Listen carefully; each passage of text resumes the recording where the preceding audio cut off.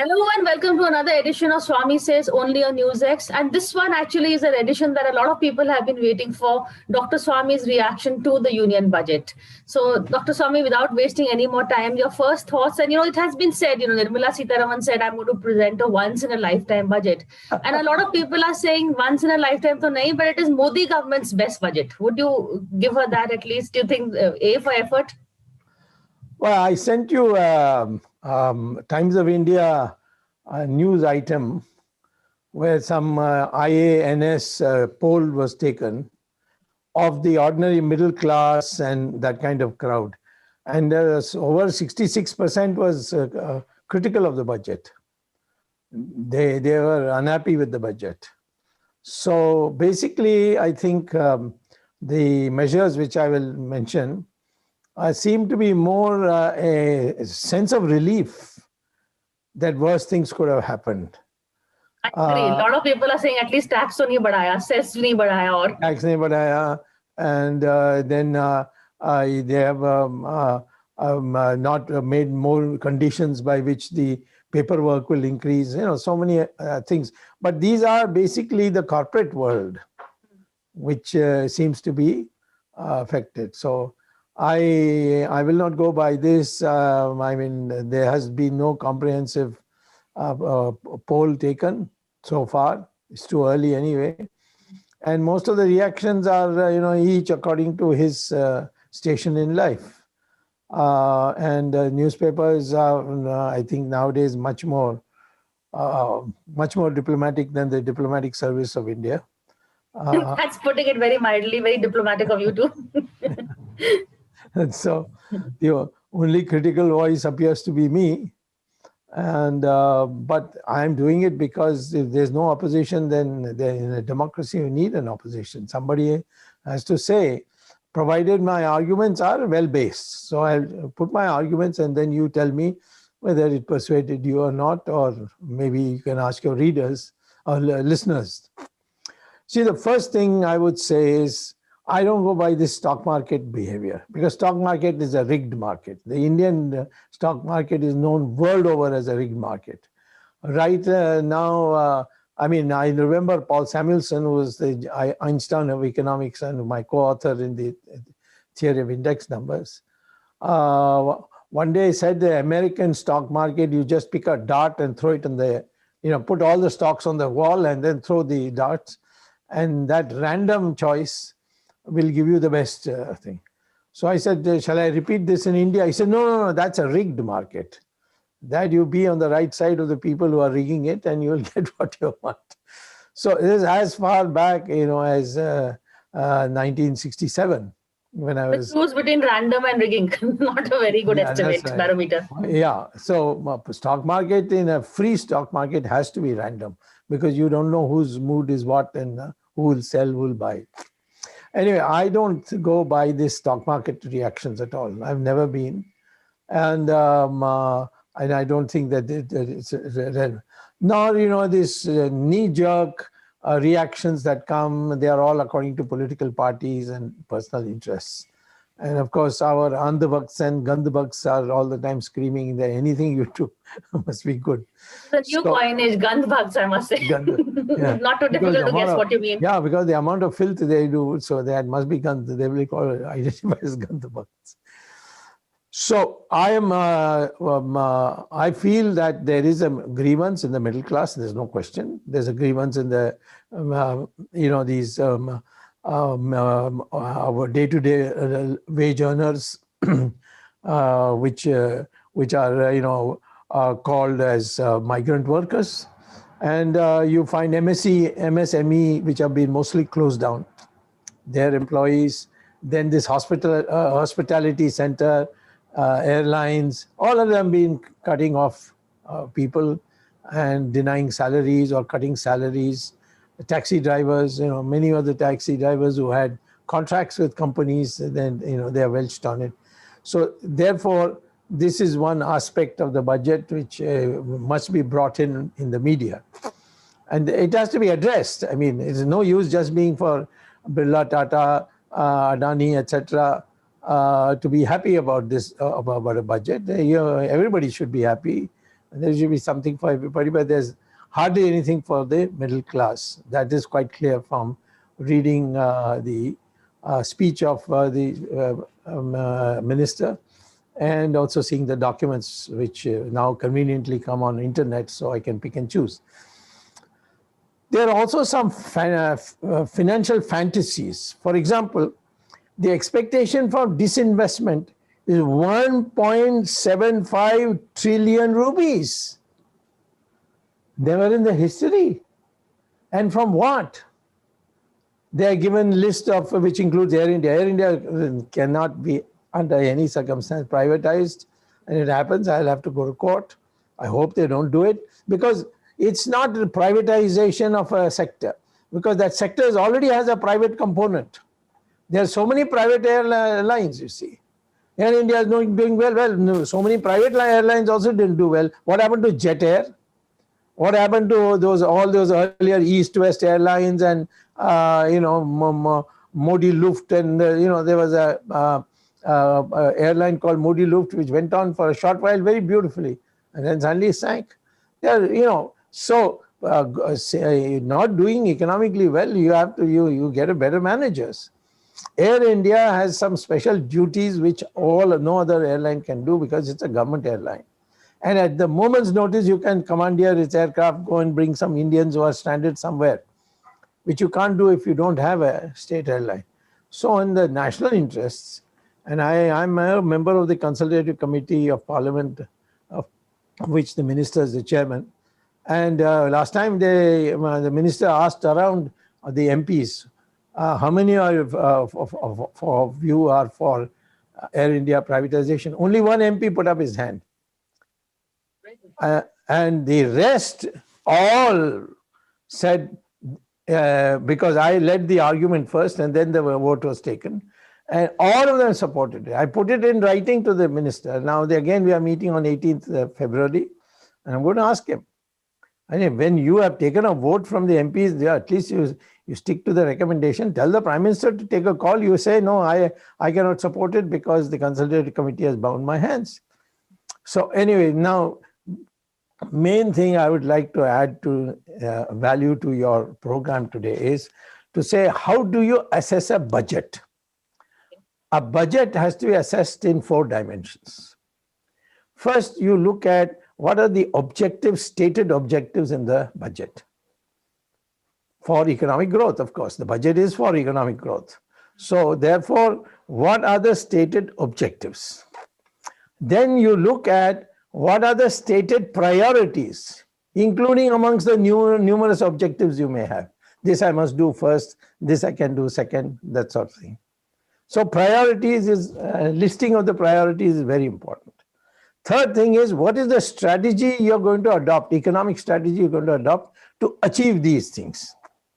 That should be spelled out also. You can't say that, I am going to get a 10% growth rate, but then how? You have to explain the strategy.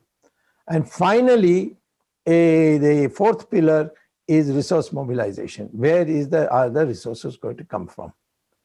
And there you can, I have a lot of unorthodox suggestions on how to raise resources in India. India is never short of resources. You just only your brains are a little short, but if you know the subject, you will get it. So I will now deal with these step by step. What are the objectives? Now, otherwise, it is just like an accountant or somebody wired for sound, as they say in America. The minister stands up and then reads out, which is already prepared for you. And then you read paragraph by paragraph. Oh, so boring. So the exciting way of putting a budget across is state your objectives, state your priorities, state your strategy, state your resource mobilization measures. If you state that, then it becomes clear what seems reasonable to you, what doesn't seem to be reasonable to you. So now let's take objectives. I have gone through the speech of the FM. I've been through the budget documents. And what do I find? They say that number one, they admit that the growth rate in 2021, that is the year that will end on March 31st, 2021, started on 1st April 2020, and lockdown was at the end of March. So really the new year started, a new year 2021 started with the lockdown. So that whole period, all four quarters taken together, of course, we haven't reached the stage of March 31st. We have only crossed December 31st. So from 1st January to March 31st is the fourth quarter. This fourth, anyway, they haven't showed me the calculation in the economic survey or any other place or in the budget documents. But I'm assuming that what are the things they have done. I know the subject, having been a minister also and an economist dealing with GDP. In fact, Simon Kuznets, my thesis advisor, was the founder of GDP. And Samuelson and I wrote a book on the index numbers of prices for GDP.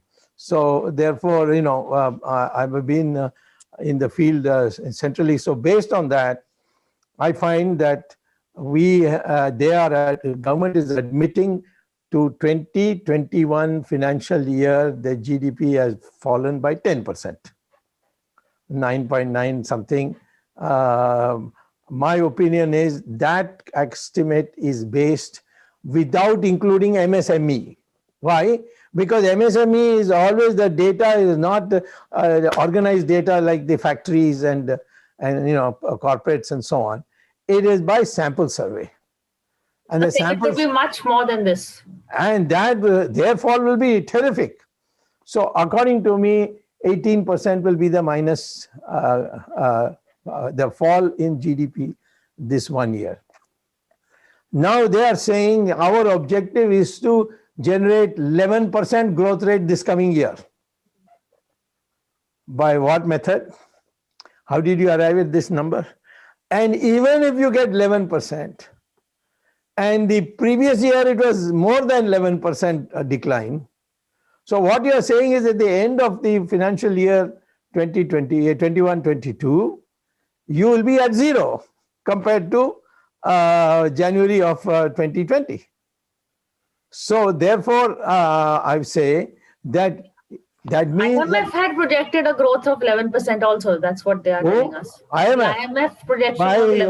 Why do you bother about IMF? I know IMF very well. All those students who couldn't get more than a B grade in my class, I used to send them to the IMF.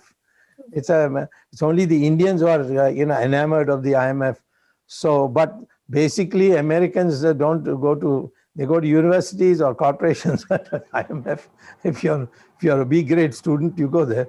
Don't worry about the IMF. They've been wrong so many times. You read a book called The East Asia Miracle. In 1996, they published a book, and that book name was East Asia Miracle, which is that Japan, Korea, all these, booming. And they gave advice to India, learn from them. Next year, all these economies collapsed in a financial crisis, 1997. The great crash. And so IMF had to write another book. IMF and the World Bank had to write another book saying East Asia reconsidered.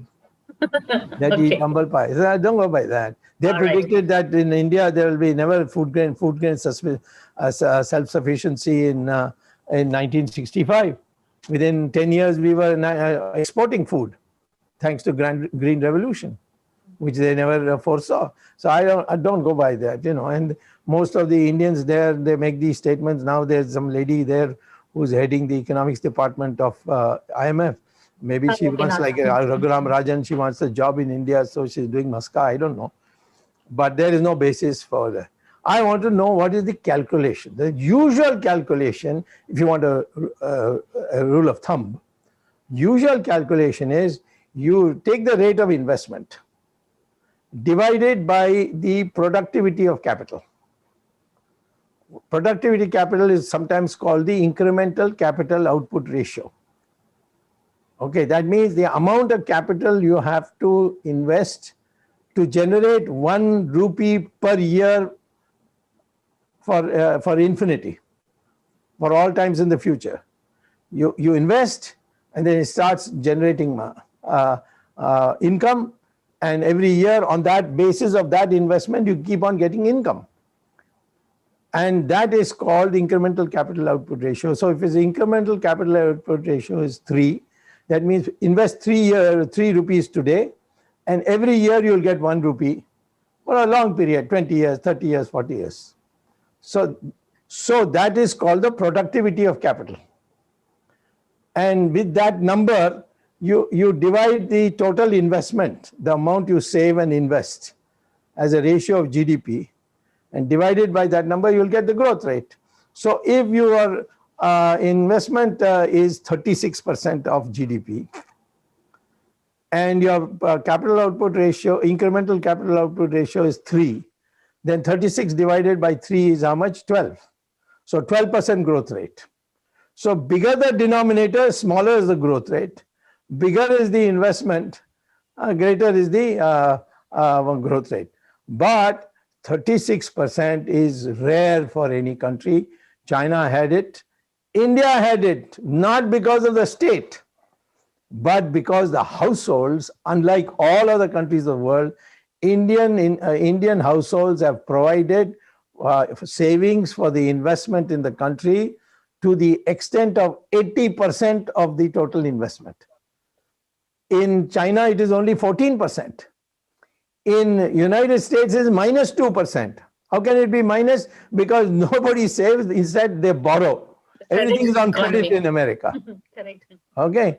So therefore, today, earlier on when Narasimha Rao was there, we had raised it to 36%. But our capital output ratio, because of the inefficiency, corruption, was running at 5.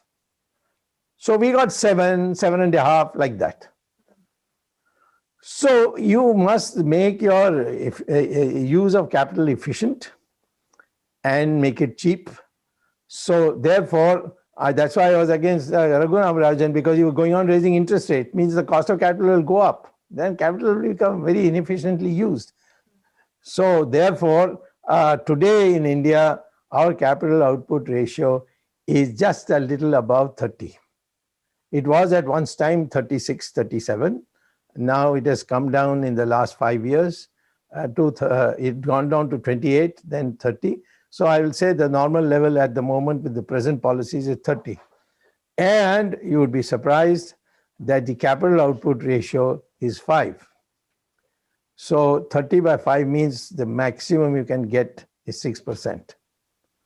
We have got much less than 6% because the capital output ratio, because of corruption, this, that, has gone way up to 8. So therefore, this is what we are. So I want to know, when you say that we are going to have next year 11%, what is the total ratio? What is the investment rate? Please tell us. What is the capital output ratio? Please tell us. That is not there in any publication. So as an economist, I make my own estimate and I said, this is bakwas, which means that in the end of 2021, 21-22 financial year, that is at March 31st, 2022, our growth rate will not be able to wipe out the fall we have had in during this corona virus period. And I may also add that right from 2015, our growth rate has been coming down slowly. And the last quarter, it was only 3%, which is lower than the so-called Hindu rate of growth during, derisively called during the Soviet Union's 5-year plan period. We are here discussing the budget, and he's in the last section. He was telling us how he doesn't understand the calculations that are given because there is no explanation, there is no clarity, there is no as to how the growth rates are arrived at. That part is missing. I think maybe they need a part C of the budget for all the explanations. Yes. Okay. Now, all these estimates, by the way, are without MSME, without any data on the hospitality sector, and anything on household industries, those who sit on the footpath and sell, nothing All these are usually collected by sample survey, and there's been no sample survey. Because of Corona, there's been no sample survey. So that's point number one. Point number two is, I'll come to, is what we call as the priorities. What is your priority today? So I look at the budget. What is their priority? No mention of priority. It's all, here, it's a puljadi that, you know what puljadi is. So defense is our first priority. Second is health. Third is education. And fourth is hospitality industries, because they give you huge employment for the semi-skilled and the skilled. And for every investment, the employment generation is maximum. Now, what is the defense budget? The latest provided by Ms. Nirmala Sitharaman is 4.78 lakh crores. That is the budget for coming year. What was it in the last budget? 4.71. That means only an increase of 0.71 and 78. Yeah, 0.7 lakh crores. With China sitting there, do you think this is a fair allocation? On top of that, the capital account of the defense budget shows even a smaller amount, because everything is going in salaries, this thing, food, canteen, etc., pensions, so on. So are we preparing? We are now, what we are doing is actually withdrawing from our foreign exchange and giving this S-400, for example, for which America will definitely put sanctions. I'm telling you, our people are thinking that they can persuade Biden to give them a waiver. No waiver, especially with Biden there. So then what happens? So there's no discussion on it. I'm saying that in a budget discussion, this should be there. At least you should have a post-budget session. You can't have a pre-budget. I don't know why there should be secrecy. In America, the budget comes out, circulated, discussed in committees, and then back, and then it is announced. Here, no secret. Why secret? This is British. We are still carrying the British tradition. What is secret? If I say I'm going to impose a tax on you, why? What is secret? Some people may make short-run gains, so what? Let's have a discussion, get a consensus, and do it. So before the bill is passed, there should be a discussion. There is normally a discussion. As afterwards, then you have to bring amendments. Yeah. What is this?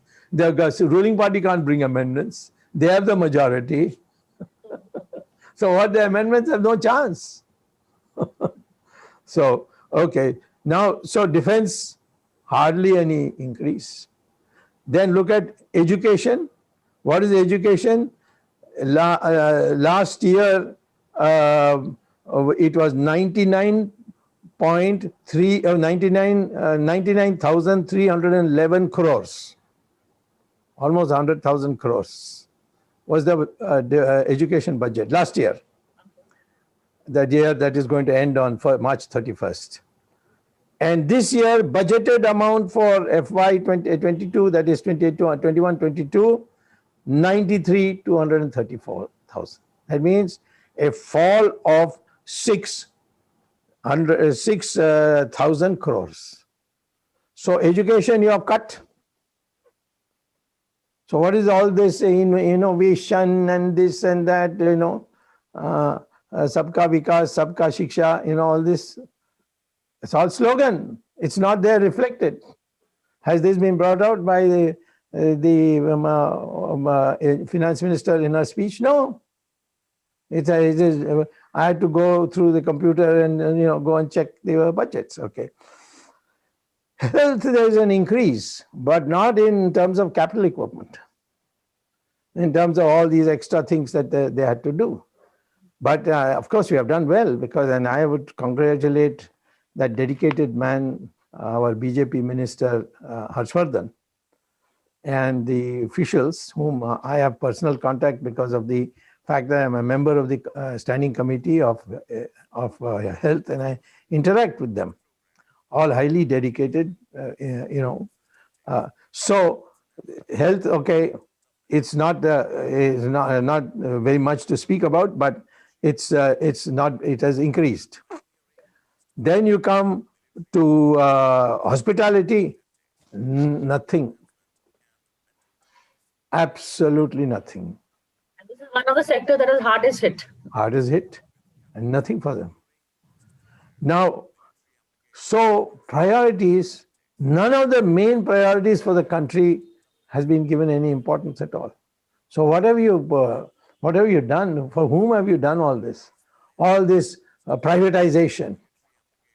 I mean, insurance, life insurance, we have been making profits. Life insurance has been providing funds for banks and NFBC, all these. And now you want to privatize it?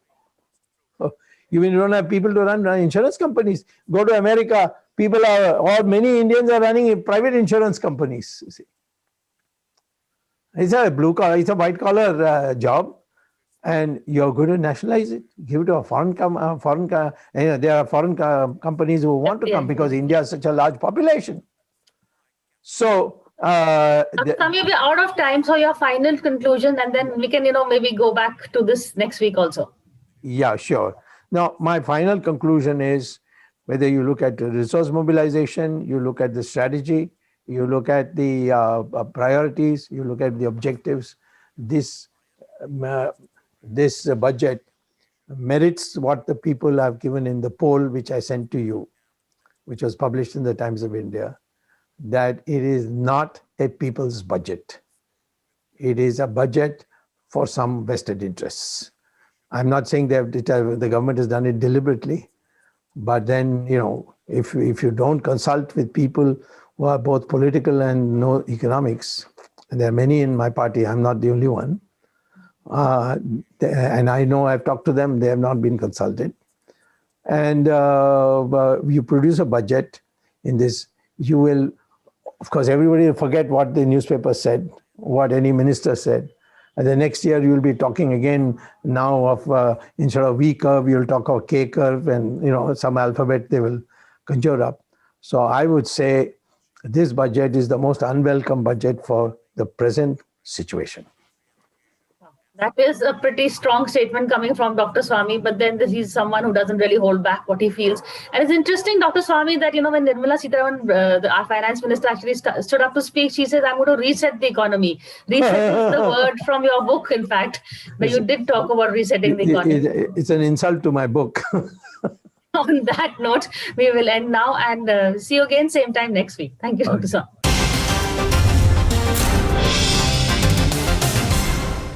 For more such videos, subscribe to the NewsX YouTube channel, hit the bell icon.